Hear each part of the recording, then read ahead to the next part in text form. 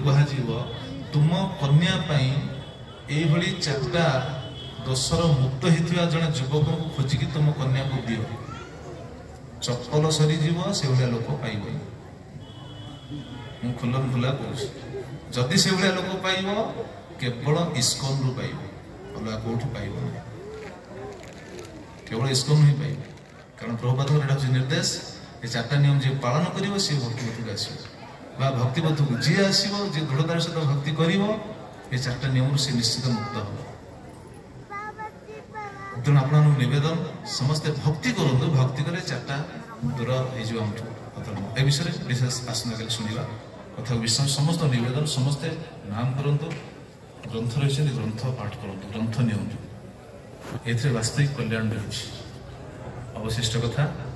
महान कृपारे आम आसना कले परदिन शुणी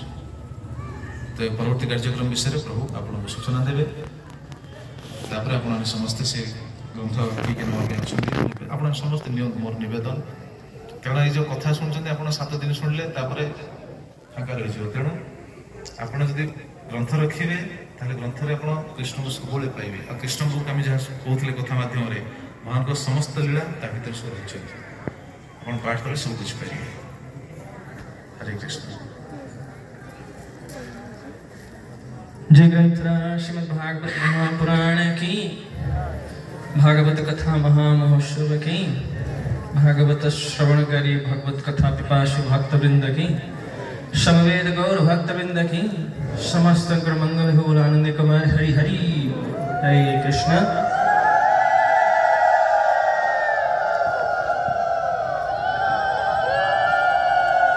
निम्नगानं यथा गंगा देवानां अच्युतं यथा वैष्णवानां यथा शंभु पुराणानां इदं तथा। निम्नगा अर्थ नदी मानक भितर जेमती गंगा नदी होचंती श्रेष्ठ देवता मानक भितर जेमती भगवान विष्णु कृष्ण होचंती श्रेष्ठ संपूर्ण वैष्णव समाज भितर होचंती महादेव होचंती श्रेष्ठ ठीक से समस्त वैदिक साहित्य भितर वैदिक कूल चूड़ामणि ग्रंथ श्रीमद् भागवतम भागवतम रे ही वर्णन अच्छी निगम कल्प तरुर गलितम फलम सुख मुख द्रव संजुतम अमृत द्रव संजुतम पीवत भागवतम रसम आलयम मुहुरहो रसिका भुवि भावुका। ग्रंथ श्रीमद् भागवतम होचंती भगवान श्री कृष्णंकर संपूर्ण 125 वर्षर लीला एवं भक्त मानक सहित माधुर्यमय लीलार संपूर्ण विवरणी प्रदान करुवा ग्रंथ जहाँ को अध्ययन कले श्रवण करती क्यों माने जो माने ये जगत रे होचंती परमहंस निर्मत्सर जीव माने जो मान हृदय रे पाप संपूर्ण रूप से नष्ट हो जाए विशुद्ध आत्मा से माने भागवतम प्रति श्रद्धा करती तेणु जो 7 दिन भागवतम कथा महामहोत्सव आम मैंने अंशग्रहण कर भगवान दिव्य लीला चरित्र को श्रवण कर श्रवण कले आम मान चित्त शुद्ध हम हृदय निर्मल हम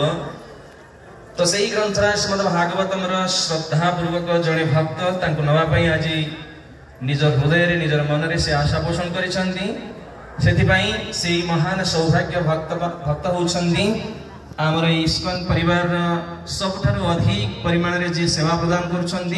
से होचंती आमर प्रिय श्रीपाद नीलांचल प्रभु। तो नीलांचल प्रभु ये ग्रंथ श्रीमद् भागवतम को सपरिवार आसवे सहधर्मिणी सहित ग्रंथ श्रीमद् भागवतम को निज मस्तक धारण करी से आम ठू प्रभुजी पाखर आशीर्वाद सहित जीवे जमी भागवतम को संपूर्ण अध्ययन करेंगे भागवतम कृपा